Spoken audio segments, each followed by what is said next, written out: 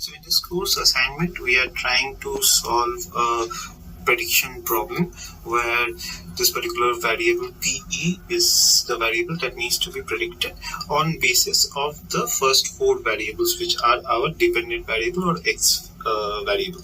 Now, since it's a prediction problem, the first thing to start with can be a regression model. So it can be a linear or multiple regression.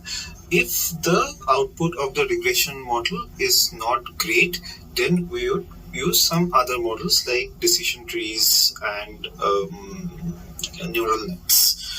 So to start our analysis, the first thing that we have over here is around 9568 records. From here, we need to do a division of the training and the testing set. So I would take around 70% of the records of this for training, which comes to roughly little less than 7,000, and the remaining would be the testing set. Now, since I'm doing this entire exercise on Excel, I would do the splitting a little bit semi-manually. So this column F and G is something that I've created. So to start with, we take a random number. We generate a random number using the rand function. So based on a random number which is generated in column F, we sort all of the random numbers and we take the 6698 record. So I go over here. So this is the set that I am looking at. So I'll copy this to create my regression model.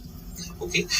Now what I have done is that I have created two models to see which would be giving a better performance. So as to do so, one of the interesting things about linear or multiple regression is that understanding which variables are statistically significant in doing the prediction of this variable called P. So to start with, I have created a model which takes column B, C, and D as the dependent or X variables to predict column E. On basis of this, I've created model 1. I've already created it, and since it's a 5 minutes video, I'm doing a short walkthrough. So you can see this is the model formula with X variables being V, AP, and RH, and these are the coefficients, and this is the intercept. Okay.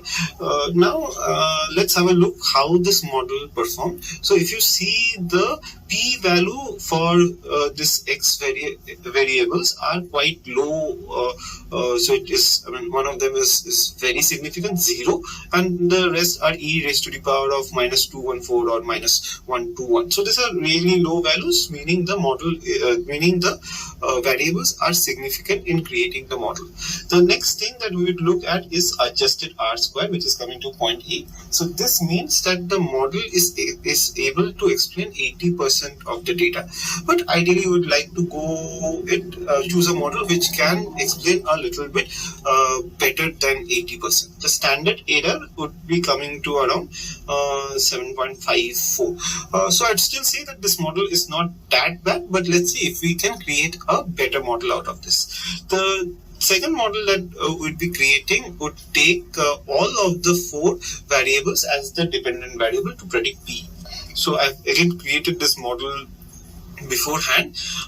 So to first see the variables significance on the model. So you can see that the intercept has also been quite significant, as well as these four variables are showing a really low value. So since for a p value of that low range, it ideally means that the variables are significant in creating the model. Now the next thing is for the adjusted R-squared is coming 0.92, meaning that the model is able to explain 92% of the data, and the standard error is lower than that. So doing a model comparison, these are the two matrices that we would start looking at, and as already said, that this explains the model better, has a lower standard error. So model 2 is the model that needs to be selected.